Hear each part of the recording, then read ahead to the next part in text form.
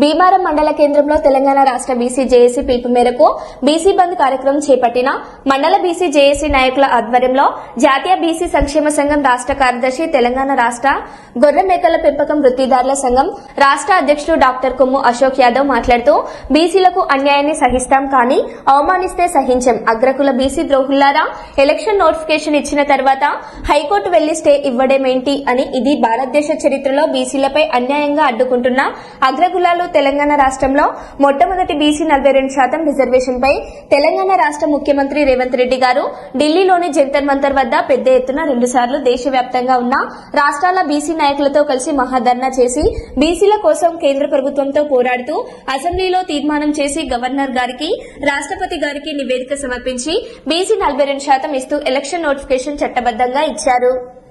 ఈ యొక్క బిల్లును ముందుకు తీసుకుపోవాలని బీసీల ఐక్య వేదిక నుంచి మేము డిమాండ్ చేస్తున్నాం.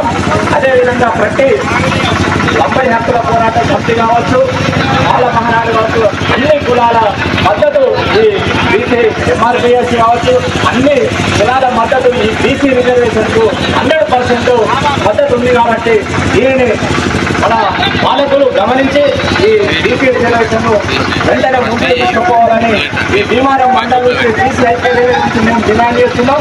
దీనిని ముందుకు తీసుకపోతే ఈ ఉద్యమాన్ని రోజు రోజుకు ఉధృతం చేస్తామని ఈ వేదిక ద్వారా తెలియజేస్తూ, అందరూ ఈ బంద్లో పాల్గొన్న ప్రతి ఒక్క మిత్రులకు ధన్యవాదాలు తెలియజేస్తూ థ్యాంక్ యూ అన్నారు.